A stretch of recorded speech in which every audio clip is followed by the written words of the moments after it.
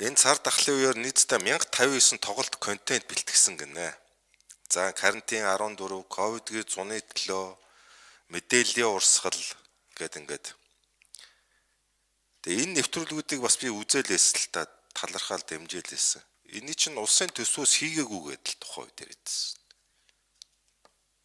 Энэ иргэдээ өөрсдөө хийж байгаа гэдсэн. Энэ төсвөөс хийцсэн юм уу? Энэ нэвтрүүлгүүдийг. Энэ хэдэн төгрөгөөр хийсэн улсын төсвөө? Энэ дээр тодорхой хариулт авмаар.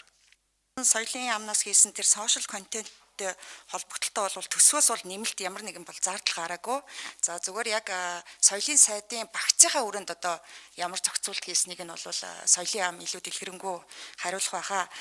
За энэ хөргөшн асуултанд хариулъя.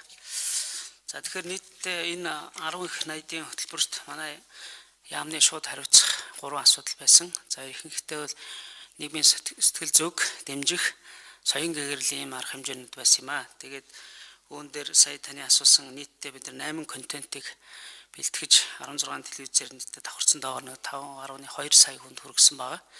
За үүн дотор түрүүн хэлсэн мөнгө бол 10 их найдын хөтөлбөрийн хүрээнд бол мөнгө зарцуулагдаагүй. За тэр наадам контент төр бол нийтдээ ардын хувьсгалыг тэмдэглэн өргөх зардлаас тодорхой хэмжээний зардал гарч ингэж зохион байгуулсан.